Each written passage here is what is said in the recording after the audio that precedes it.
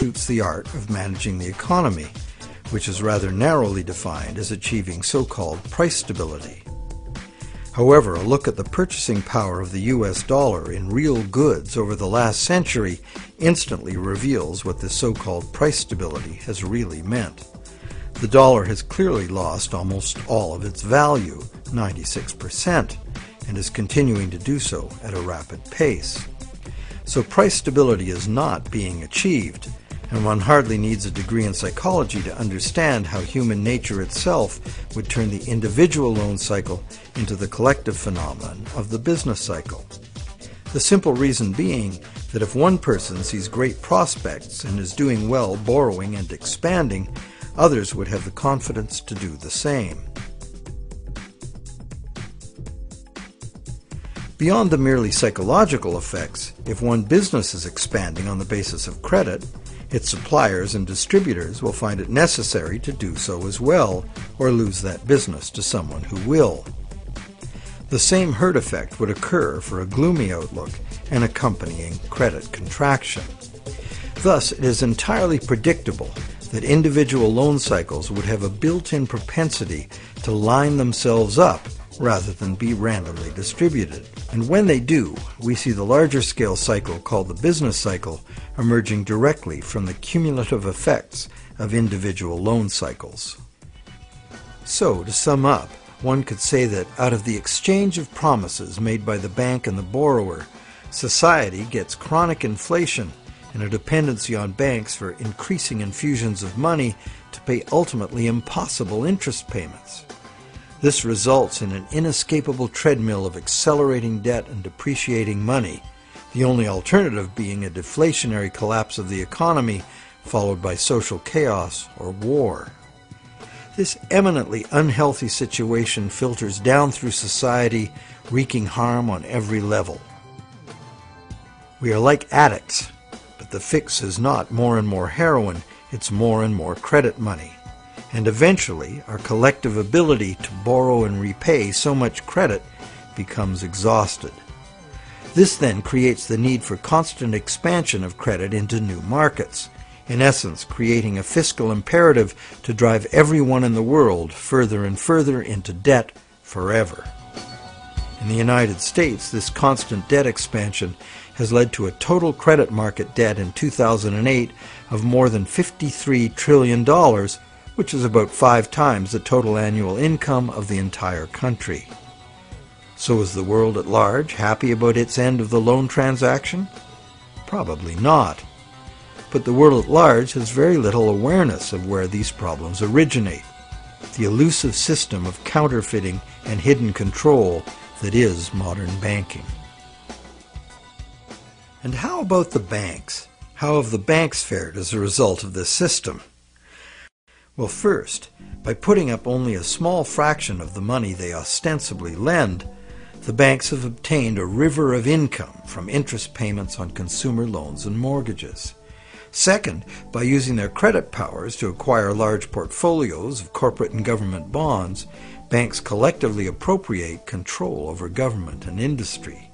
And thirdly, due to the inevitable defaults and foreclosures, the banks gain legal title to a lot of real property the world over. And finally, if the worst happens, if borrowers default en masse, causing the banks large losses, the government is forced to rescue the banks with multi-billion-dollar bailouts to save the financial system. And what are these bailouts financed with? You guessed it, more taxpayer debt. It is really quite an achievement to pull this off, and without most of the victims even being aware of it. If you're now thinking there ought to be a law, well, there is.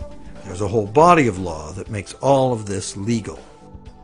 So how did a system like this ever become the law?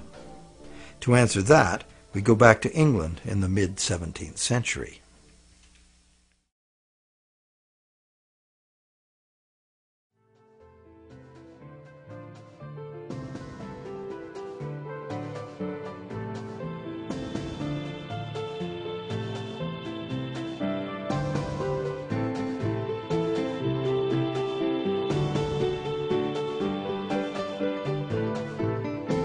With the development of better ships and the new explorations they allowed, trade was expanding rapidly. In order to carry out commerce, especially over great distances and lengths of time, written contracts were becoming more and more important and more sophisticated. Under English common law, it had long been established that a contract could only be enforced if something of real substance had changed hands. A transfer of goods or rights in property was the real stuff of the exchange, and that was what the court would evaluate for fairness, not just the words on the document. A contract under which there had been no exchange of consideration, meaning real goods or rights in property, was deemed to be empty, and was therefore not enforceable by the court. So, a contract in which a borrower, say, pledged a car he does not own in exchange for a bank's promise of payment would not even qualify as a contract. No common law court would enforce it. As well, in the event of a dispute over a contract, under common law, only someone who had actually provided consideration to the transaction, in other words, only someone who delivered the goods, had the right to sue in court for fulfillment of the contract by the other party.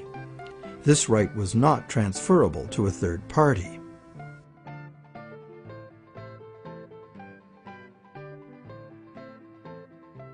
When early traders went off personally on expeditions with trade goods, they bought those goods at home with their local currency and would sell them for foreign currency in the distant destination. They would then buy foreign goods with the foreign money, bring those goods home, and sell them for their local currency. Pretty simple. But as trade became more sophisticated, traders became more inclined to stay home and just hire ships to carry out deliveries. This gave traders the freedom to import cargoes of foreign goods from different sources than the destination to which their home goods had been exported. Thus, a problem was created. The exported goods had been paid for with foreign coin, the value of which needed to be spent somewhere else. Moving money as coins entailed a high risk of theft, as well as the near certainty of partial loss by currency conversion in a different land. This problem of payments from a distance was overcome by the use of bills of exchange. A bill of exchange was a signed order from the payer to an addressee demanding that the addressee pay a certain specified sum of money to the person identified as the payee.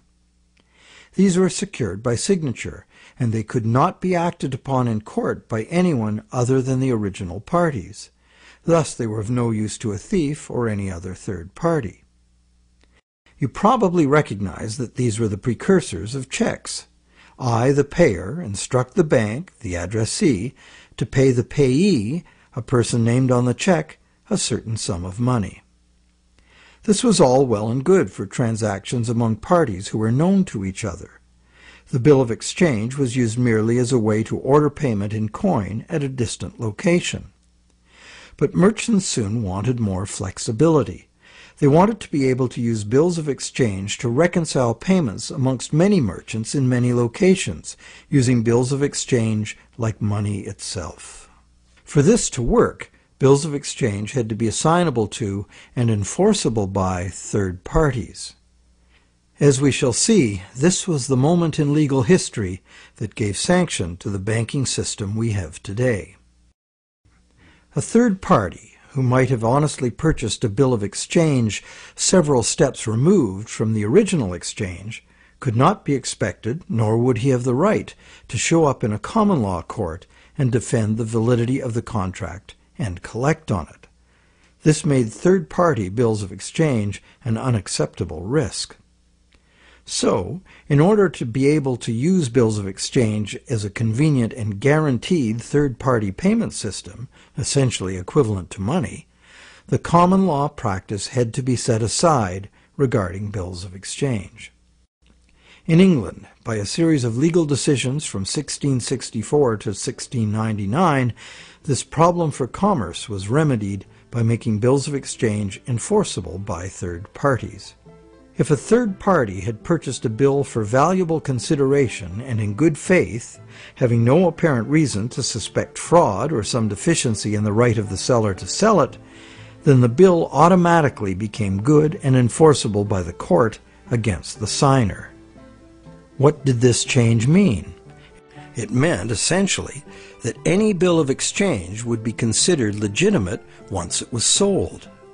Bills of exchange and all other subsequent types of signed promises to pay, with the notable exception of checks, became transferable and enforceable in court, just what the merchants wanted.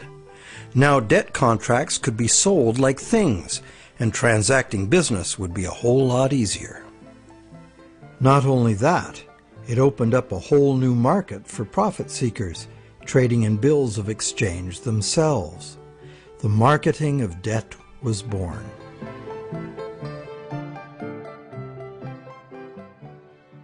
The change in the law had another effect as well. It made it possible to trick or even force a person into signing a legally binding promise to pay, and then, if that promise were purchased by a third party for real consideration and in good faith, it would be enforceable against the signer in court.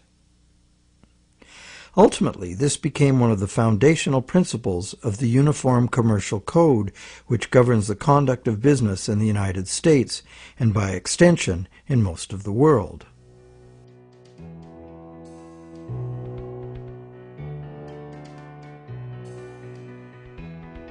Think about it. If we buy a stolen laptop from a guy on the street, we're guilty of receiving stolen goods, a criminal offense. Doesn't matter if we paid honest money and were unaware the goods were stolen.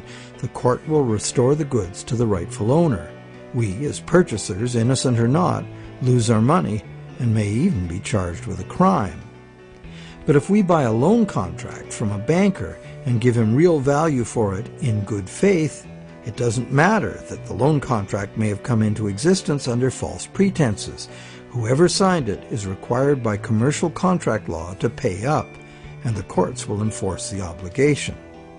Today, debt contracts come in a myriad of forms, including and especially loans and mortgages.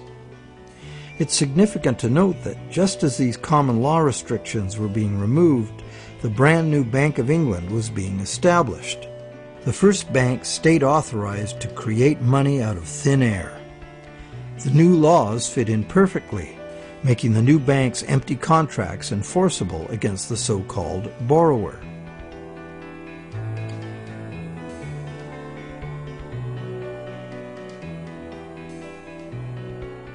Those who have discovered the true nature of their own bank loans and have attempted to challenge the validity of their debt contracts in modern courts have discovered to their dismay that this commercial contract law is still the bedrock defense of money as debt. The bank will have sold the original loan agreement to a third party for value, and even though that third party is often just a sister company of the bank, all that matters to the judge is who possesses the document, what it says, and whose signature is on it. The bank's failure to inform the borrower about the true nature of the loan contract and the absence of any actual money loaned on the bank's part is not relevant.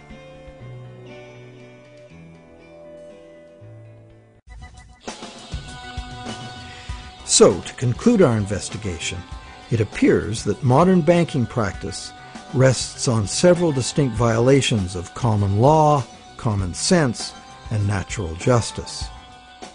The first violation is the fraud the borrower commits by pledging as collateral property the borrower does not yet own. And the bank is complicit, as it knowingly accepts the fraudulent pledge as backing for the credit it creates. The second violation is the failure of the bank to disclose the true nature of the contract. The bank calls it a loan, leading the borrower to believe that he or she is receiving a loan of existing money. But the bank knows full well it has provided only a brand new promise to pay, simply typed in on a computer screen. A promise that the bank knows it will probably never have to fulfill. Thirdly, the loan agreement should be invalid because impossible contracts are legally invalid. The bank is creating an impossible contract because the conditions required to guarantee that the borrowers have the opportunity to pay off the principal plus interest are not met. Unless the system enforces 100% recycling of both principal and interest, which it emphatically does not, some borrowers are going to default and lose their collateral simply due to the systemic shortage of money.